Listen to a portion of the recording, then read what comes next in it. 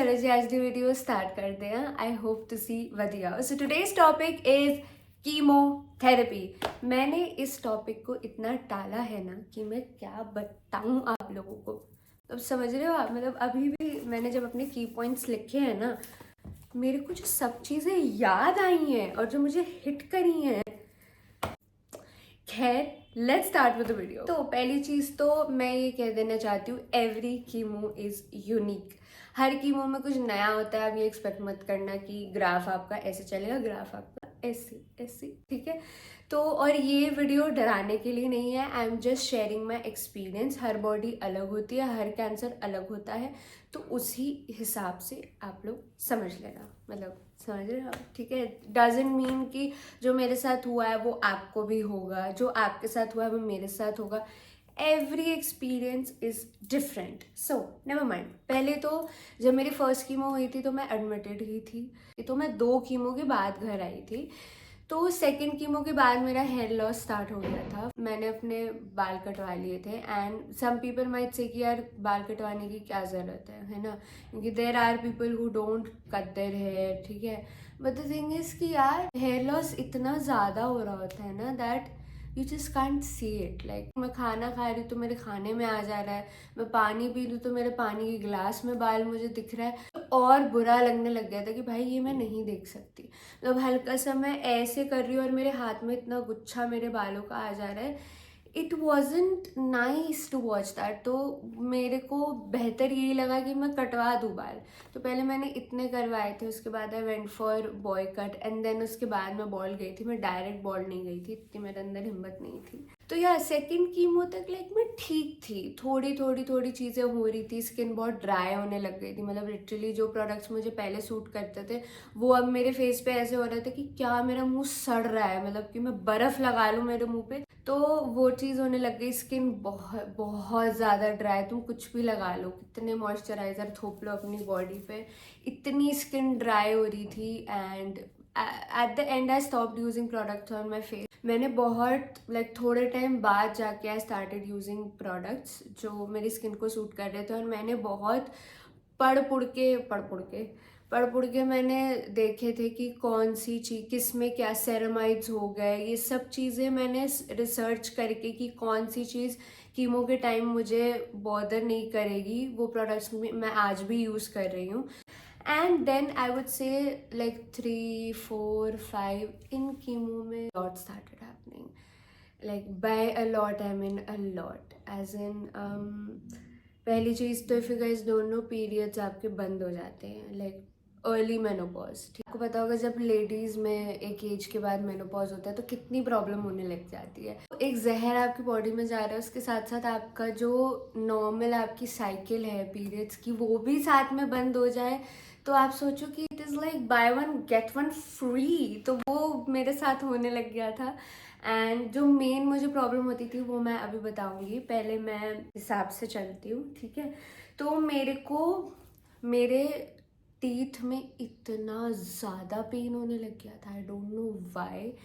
Obviously जब आपके teeth में पेन होगा तो आपका पूरा ये एरिया, आपका पूरा सर, मतलब मन करेगा दीवार में मार ही दूँ एक बारी सर। मैंने मारा नहीं बट मन मेरा ज़रूर करा, ठीक है। मेरे को हेडेक का प्रॉब्लम, मेरे को माइग्रेन का प्रॉब्लम पहले भी था। मतलब मेरा इतना सर दर्द, मतलब I still remember that day जब मेरा सर ऐसे फट रहा था। मैं मन कर रहा था मार दूं यार सर दीवार में, कुछ कुछ तो मैं कर लूं।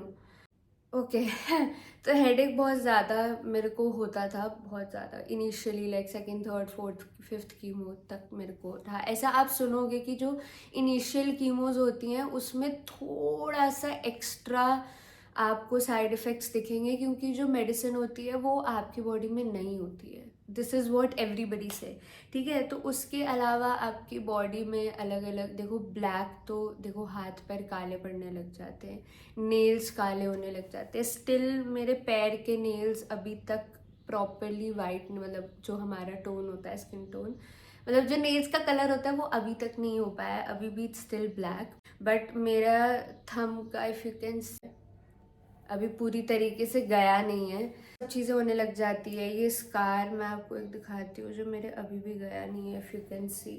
या तो अगर आपको ये दिख रहा हो ऐसा ब्लैक सा निशान, ये अभी भी मेरे है।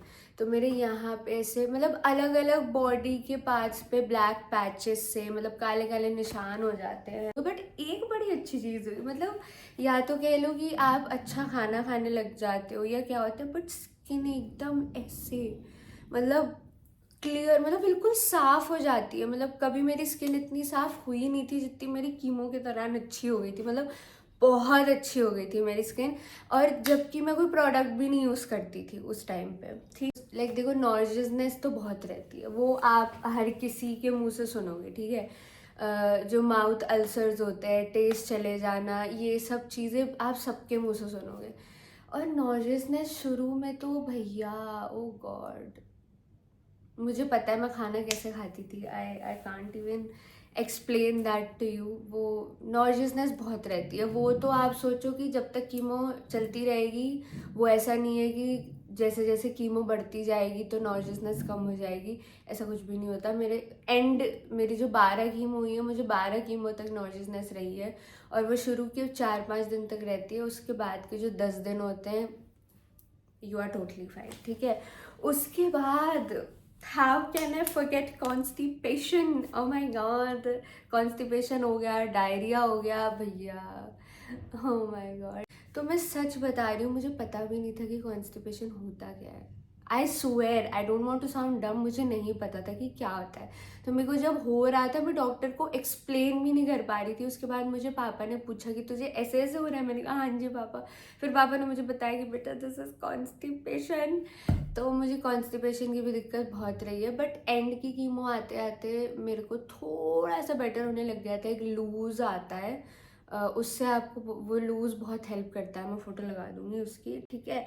और उसके अलावा बॉडी पेन, भाई पेन होता था। आप सोचो, आप पूरा दिन लेटे हुए हो, आप कुछ नहीं कर रहे हो, but still you feel like कि तुम पता नहीं कौन सा लेबर वर्क करके आए हो।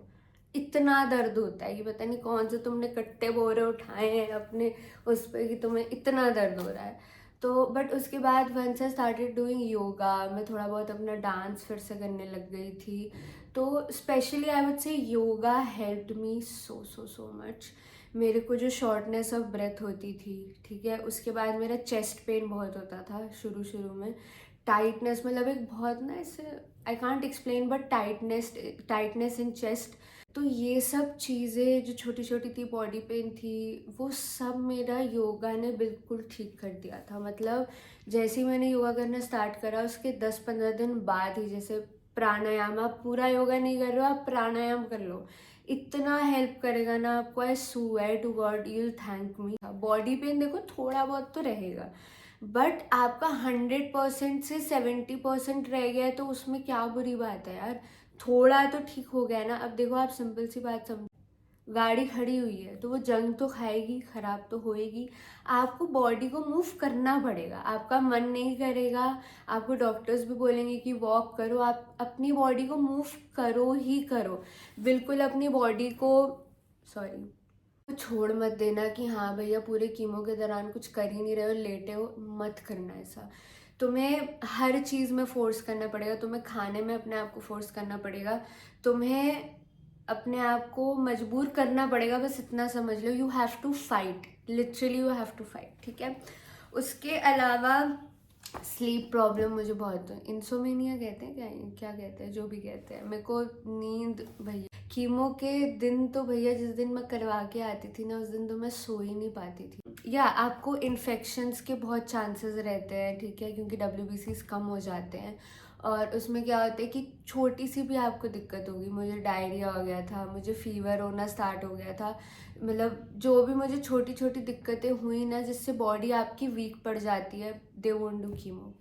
अगर आपकी कीमो शुरू होने वाली है पहले ही अपना दिमाग, आई विश मुझे भी ये कोई चीज़ बता देता, क्योंकि हम एक माइंड मेकअप कर लेते कि हाँ यार इतनी कीमोज है तो इतने मंथ में तो ख़त्म हो ही जाएंगी। मतलब सोचना ही मत कि मेरा इस दिन पे कीमो ख़त्म हो जाएगी, क्योंकि दैट रियली बॉदर्ड मी। वो मुझे बहुत परेशान करता था जब डॉक्टर्स कह देते थे कि नहीं आज हम कीमो नहीं कर पाएंगे, हम नेक्स्ट डेट हमें देनी पड़ेगी। वो मेरे ही भले के लिए होता था, बट ऑब्वियसली तुम अब किसी चीज़ से उम्मीद लगा लोगे, चाहे वो इंसान हो या कोई भी हो, तो वो डिसअपॉइंटमेंट तुम्हें मिलेगी ना। And last thing that really bothered me, और जो मेरे लिए बहुत मुश्किल था, वॉज इमोशंस, और you can say mood changes, because as I said periods रुक जाते हैं, you know how bad it is. And उसके अलावा आई डोंट नो वाई, जब मैं कीमो करवा के आती थी ना, उसके 2-3 दिन मैं भूमि ही नहीं रहती थी। मैं कोई और इंसान होती थी। लाइक मैं इसको बहुत डराने वे में नहीं बोल रही हूँ, बट मैं इतना ज़्यादा अग्रेसिव हो जाती थी, मतलब मुझे समझ में ही नहीं, लाइक ओ गॉड, मुझे समझ में ही नहीं आता था कि क्या हो रहा है मेरी बॉडी के अंदर। मेरा माइंड वर्क ही नहीं कर पाता था, मैं अपने माइंड को समझ ही नहीं पाती थी, मैं अपने इमोशंस, अपनी फीलिंग्स कंट्रोल ही नहीं कर पाती थी। I just don't know why, and I don't know why 2-3 दिन बाद मैं बेटर होने लग जाती थी। आई डोंट, पता नहीं ये और किसी के साथ होता है या नहीं होता है, क्योंकि ऑब्वियसली जब आपका माइंड आपके कंट्रोल में नहीं होता है ना, तो इट बिकम्स रियली हार्ड। बाकी चीज़ें तो ठीक है, हर चीज़ मुश्किल है, कोई चीज़ आसान नहीं है, बट ऑब्वियसली सामने वाले को गुस्सा चढ़ेगा आपके ऊपर, बट आप कैसे समझाओ कि यार मेरे को खुद को ही नहीं समझ में आ रहा है कि मेरे साथ क्या हो रहा है।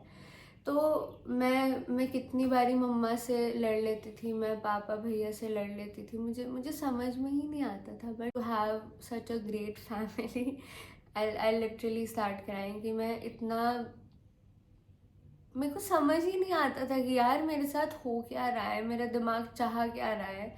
एंड ऐसा नहीं है कि मम्मा पापा भैया मेरे पे चीखते थे, they never did that, because they knew कि मुझे कुछ समझ में ही नहीं आ रहा है, मेरा माइंड मेरे कंट्रोल में ही नहीं है। So they just use to stay silent, और जैसे ही मैं हो जाता था मेरा, they just use to hug me, and I'll always be grateful to them. And वो मैं चीज़ें कभी भूल नहीं पाती हूँ। I really want to forget those days, but मैं नहीं भूल पाती हूँ। And as I said, this was the hardest thing for me. And but मैं फिर से कहूँगी ना, I'm so शुक्र for the kind of family I have, and thank you so much Baba ji. But all things apart, हमने वो time निकाल लिया है, बाबा जी ने हिम्मत दी, वो चीज़ निकल चुकी है अब। And all my strength to everybody who is going through chemotherapy, या किसी की स्टार्ट होने वाली है, डरना मत प्लीज़। ये वीडियो डराने के लिए नहीं थी, this was just for awareness, कि आपको पता लग जाए कि क्या क्या होता है। एंड या I hope you like this video, I hope this video helped you, and yeah, thank you so much for watching this video, and I just love you guys. Bye bye.